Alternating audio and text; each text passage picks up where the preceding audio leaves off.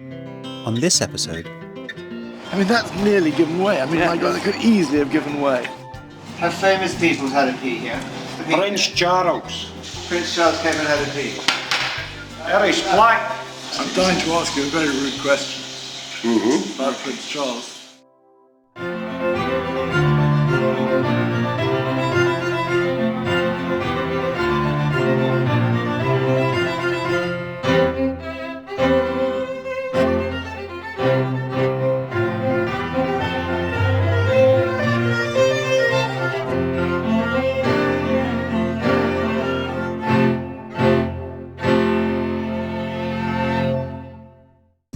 My name is Jeremy Norman. I'm the principal owner of Soho Gyms.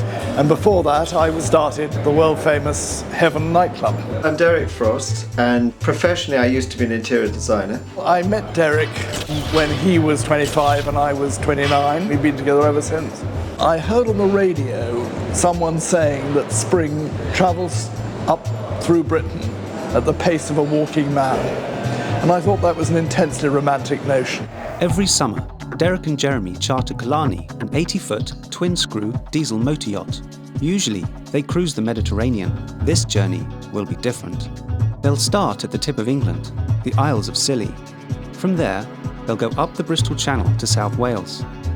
And from South Wales, up the coast of Wales, across the Irish Sea to Northern Ireland. Then, up the coast of Northern Ireland, right to the very top, to Rathlin Island, and then across to the Mull of Kintyre in Scotland.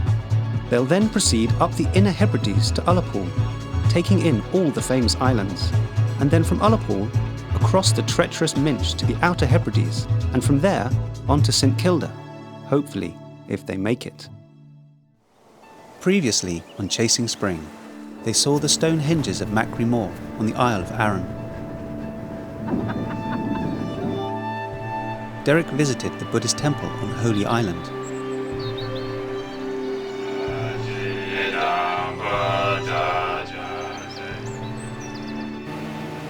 And they saw the Gannetry on Ailsa Craig.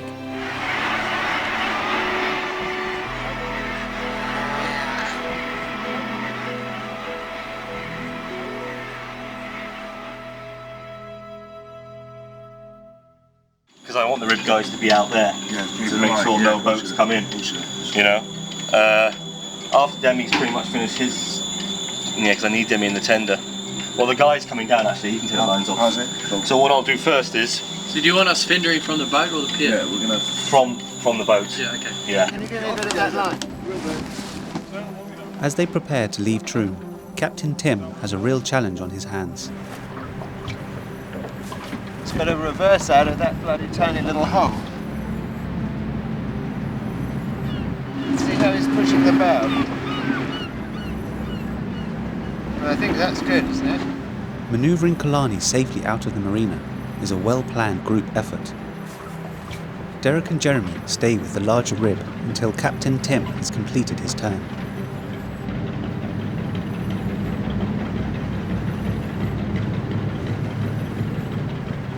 It's a good piece of advice.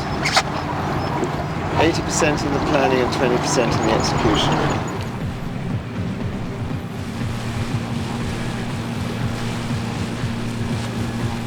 There's a few very nice little iders in this bay.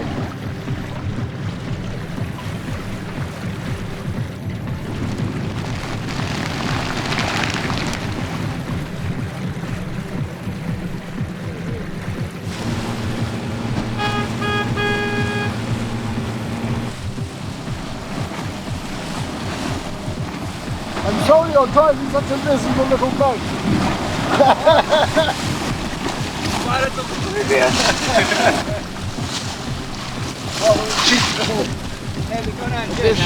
Yeah. What do we do, like, to attach this to get onto that boat? What's Tim going to tell us? Now when he comes and clears all these waters, he's just gonna pass you. Even me, I can pass you with the rib, the towing line. The smaller rib will be hoisted on board, where it is normally stowed, while the larger rib will have to be towed. And then it's gonna go alongside the leather, Yeah. the side leather. Yeah. You're filming that, Alex? Yeah. Yeah. Filming that. Look at the small piece of the front.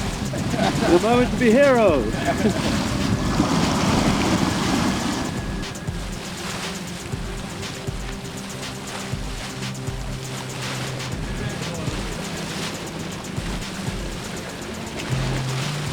God, I'm good, you know.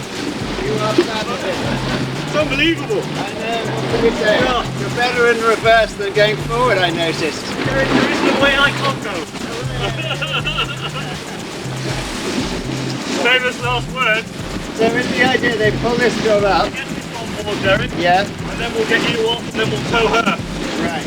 And what, we come alongside? Come alongside, we'll put the landing site boarding platform down. Right. She'll jump off, we'll hook her up, and we'll tow her. See how she goes. I mean, it's all offshore, so it should be a nice passage.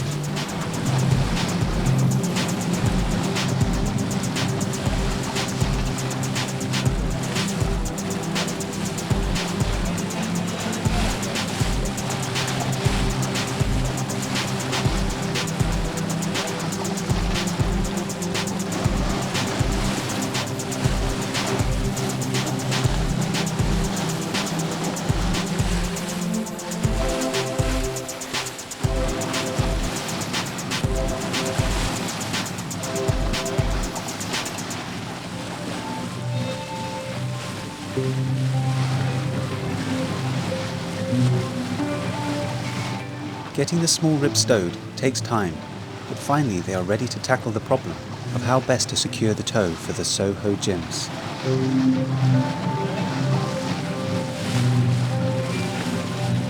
It will be tethered with a strong cable and will be towed on a long leash behind Killarney to reduce the drag.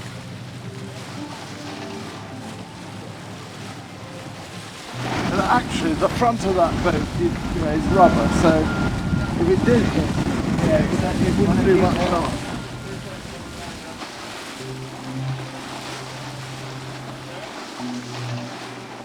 After allowing it to drift behind them, they attach it firmly to the stern. Or so they think. Yes. Yep. Fantastic. Right.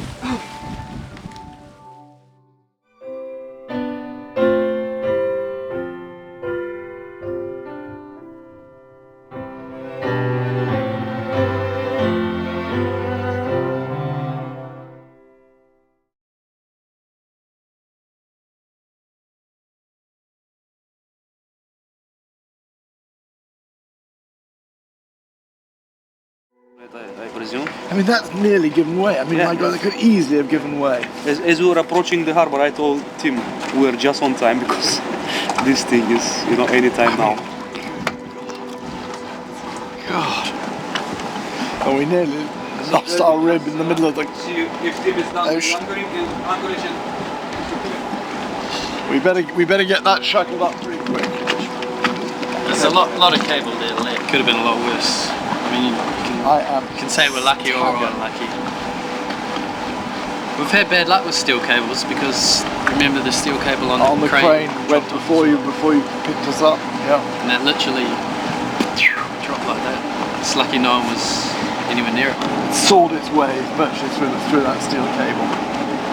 Yeah, if we have a longer line, it won't be that much stress on it as it was now. Yeah, longer line, and I think also we should harness it with a chain and take a snap shackle directly onto the chain. Yeah, that makes more sense. Because you want to spread the load on the actual hull. So you still want to spread the load, because we want to use what we put on the boat. Okay, so we get some chain. We just get, we have some, just get some chain, there's no movement on it, it's steel on steel, and we snap it right on. With the new rib comes the responsibility of manning it. Derek and Jeremy consult with Captain Tim. So today we're going off and we don't actually know what we're going to find. Yeah. We've got Rob with us. Yeah. And Rob then makes a decision, do I stay on the boat or don't I stay on the boat? Precisely. And he's the captain and he makes that decision. Precisely. If we don't agree with his decision, we might Override it. override it or discuss it with him. As you do with me, we discuss things. Yeah, exactly. We come to a consensus. Yeah. The larger rib also gives them a longer range. Derek and Jeremy head to the Victorian seaside town of Rothesay on the Isle of Bute.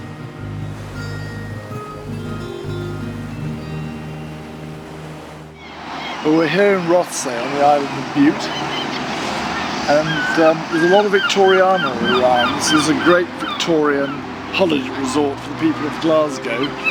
They went to Doon the Water. Quite affluent looking actually, isn't it, some of it? Well, I think it's affluent looking now because it went through a terrible, terrible period when Glasgow was in decline in the mid-20th century. Yeah. I think this is the place where the famous comedians and singers of the Victorian and Edwardian period performed. Let's go and have a look. They take in the sights, including Rothsay Castle, which dates back to the 13th century and boasts an unusual circular design. It's beautifully preserved.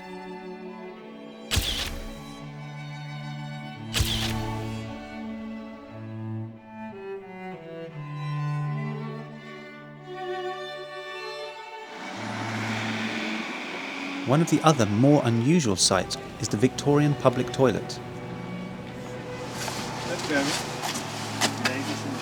What is this? Is this a loo, or do we pay to come and look at the loo? The toilets were commissioned in 1899. Yeah. All the fitments you see in the gents' urinals, etc., were put in for £530. Good God. There was never a ladies' toilet in here. Yeah. In Victorian times it wasn't ladylike to go to a loo. Hence why they had the flowing gown and the cage and open crutch knickers. And they stood at a drainage system You're kidding. You're and not. done wee-wees. You say that's what they all did, the women? They'd stand over a drain with their legs apart. Splitted their legs over a drainage system and Bob's your uncle and Fanny's your auntie and away they went. All sorted out. So when did they put in women's side here, or did they not? Is it still only men? No, you have It women was here. always a men's loo in here for 95 years. Incredible. If you tell your cameraman to swing round on the wall there, that's the old toilets there. Before they were commissioned, they went back to 1897. It was a holiday zone for folk. They always came here in there. Sugar grain merchants and merchants of all over. Have famous people had a pee here? Well, I've got a book there, sir, and a book underneath. And Richard Attenborough, he's got a house at the north end of the island. Yes. Kenneth Griffiths, Billy Connolly. Oh, I could go on and on. They've all had a pee. Prince Charles. I can actually show you. Let's go and see the place where he had a pee. Show you old Charlie Boy. This is where Charlie Boy stands for a pee. Wow, look at this. Right here. There is black. Really? Which one did he use? Right there. It was this one you were watching? Yes. You were watching the whole Yes. episode? That was the 28th September 1998. Prince Charles came and had a pee. Prince Charles. I love it. He's a good friend of mine. I'm sure. Yep. It's It's a coated marble, sir. It's ceramic or Ceramic marble, yes. 109 years. made by Mr. Crapper. Thomas Crapper invented the toilet pan. I know my loos. There you go. How long have you been in charge of this fantastic establishment? 12 years. Really, it's My fantastic. God. Fantastic. No, I love the cisterns, and you can actually see the water and stuff up in We them. used to have goldfish in the first one there, gents, but it's illegal now. I bet. It was so bloody well ought to be, frank. And I bet you cleaned this copper pipe. Yeah. Beautifully clean too. It's actually fantastic. I'm dying to ask you a very rude question about Prince Charles. Dare I ask it to you? You know what it is, don't you? On you go. And is it? No.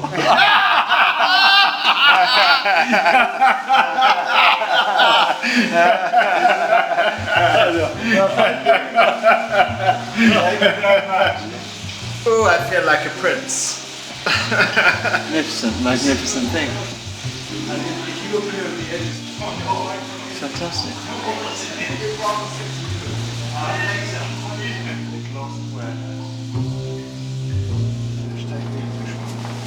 We used to say, do you do weddings? Says yes, aye, a tenner.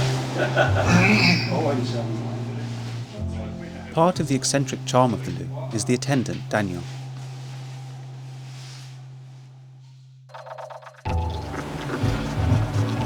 They head back to Killarney.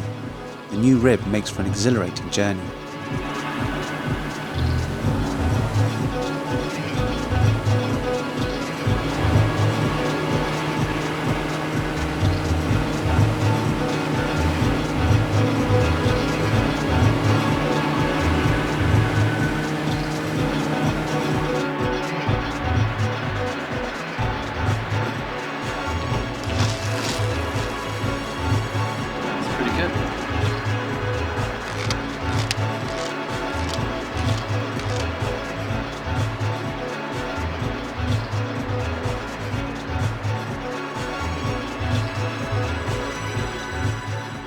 While Rowan tries his hand at fishing, Derek seeks a more elusive prize.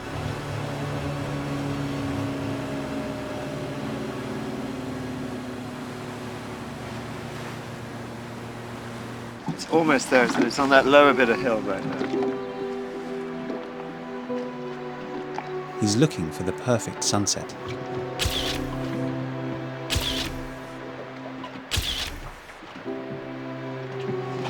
So it kind of just loses sun, doesn't it? With a bit of luck, you might just get it again. Almost no sea, because the sea's a bit dull, really, isn't it? The water at that.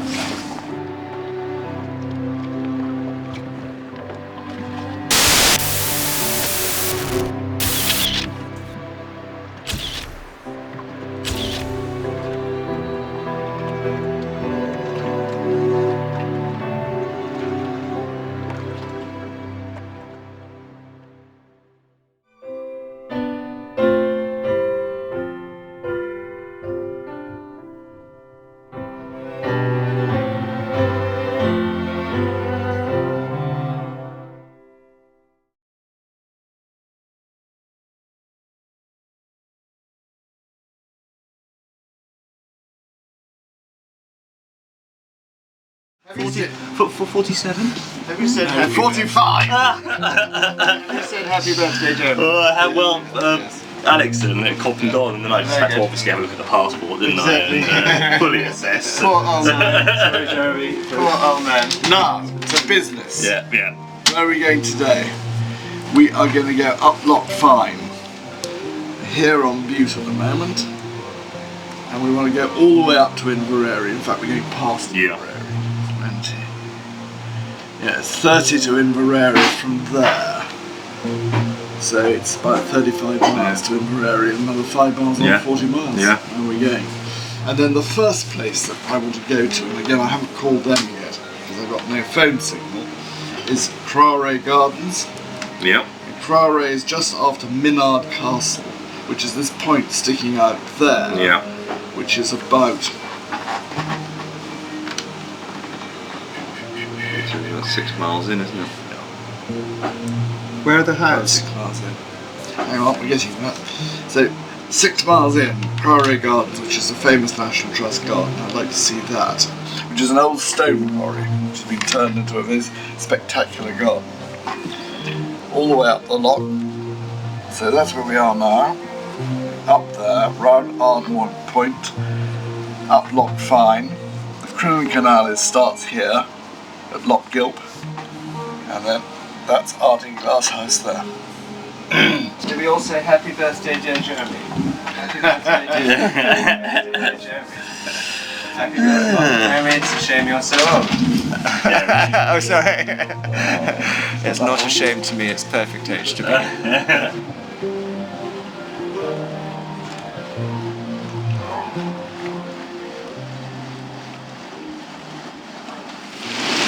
Frankfurt Loch, they spell it Irish, they spell it L-O-U-G-H. It's a chain. Yeah. And then it's got a big shackle on the chain. Yeah, the snap shackle. The same way we told the small one, again a massive snap shackle, and the chain, nice thick chain. And what's the function of the plastic pipe? So it doesn't hurt the hull. And what you've done there with that new towing attachment, that she's now running really almost true the whole time. She's not yawing backwards and forwards from side to side. Tim said yesterday he could feel a drag from the tender and it was slowing us down by about a knot. You do feel it. I wonder whether you'll be less now that it's running true and straight. No, I don't know, I'll see now. I bet you the drag will be less. Could be. Yesterday the drag was happening because we were going like that. She was like a sea anchor. Yeah. The shackle was going like so, right? Around side the line. And sometimes she goes like not nose to our stern, but sort of a beam. Yeah. Beaming. Is that what happened? Yeah, it drags. Great drag. Jimmy, what was it you said to us this morning about your resigning from your position? I would like to be a captain now. And yeah, I'll do everything possible to compromise Tim and get him fired. So I get the job, get his livelihood, you know, get the bread out of the table of his kids. You know, he wanted drama, right? That's what it is. Good for you, Jimmy. You got the job.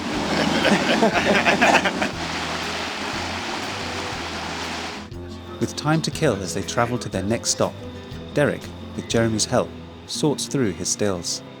Which is true. I'm really pleased with that. And then these are not great, but they're sort of. Look at him doing his walking act. That's better. That's the focus. That's the focus, slightly out of focus. I mean, they are a bit. Some are. Yeah. It's a pleasure, my Jack. Well, I think now it's my birthday today. It's a good time to sort of look back on what we've achieved and what we've done and what we've seen. I think since the Isle of Man, the weather's been pretty fantastic, I would say, basically. It sure has. Very cold winds, very biting winds, but lovely clear air, bit of sunshine, and mostly pretty good visibility. And now we're in Scotland, I think we've really sort of begun the most exciting part of the trip. I mean, just look around you to see why I would say that. Well, we've seen. I mean, this is great. We've seen great. We have seen We've seen totally great. but you just get so much richness all together in Scotland. And also you're getting these wonderfully sheltered sea locks, Yeah, that's great. where we can cruise without being buffeted by the waves. And that's a huge plus. Not only because for the rib, the towing of the rib, it's very Isn't it great exciting. having that? It's fantastic having the rib. Yeah. It's a real excitement. Well, that's only 2 days. 2 days ago we got it. Yeah, and And Rob we've is- already had. What have we done? We've been to Elsa Craig, Yeah. out to that gannetry, 50 Yeah. miles, top speed, zoom, zoom. You know, we never would Yep. have done. Yep. And then yesterday when we went round, what, 2/3 of Butte, Yep. check out the loos. Yeah, that was extraordinary, that loo, wasn't it? A Victorian I like the Edwardian man who loo. ran it as much as the loos. Actually, he was wonderful. He was so pleased that Prince Charles had a pee in his urinal. Well, I guess it was. It's quite a big deal if that's the thing you're looking after. Well, he isn't it? sort of rather indicated it wasn't such a big deal. No, but that's. Anyway, that was kind of fun. And the rest of Rothsay, well, I mean, that's a pretty interesting place.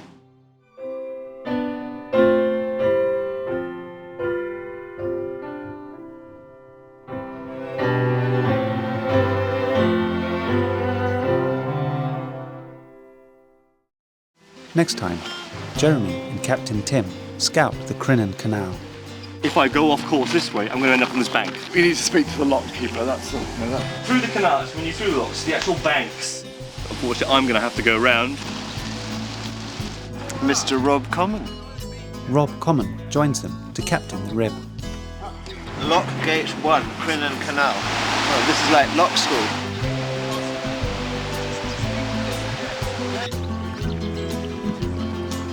Yeah, well, our challenge is that it is 15:24, right?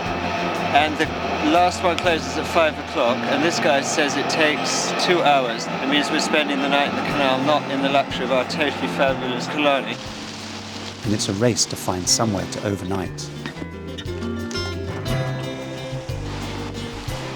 We've got to fill this one up, haven't we? So we do these.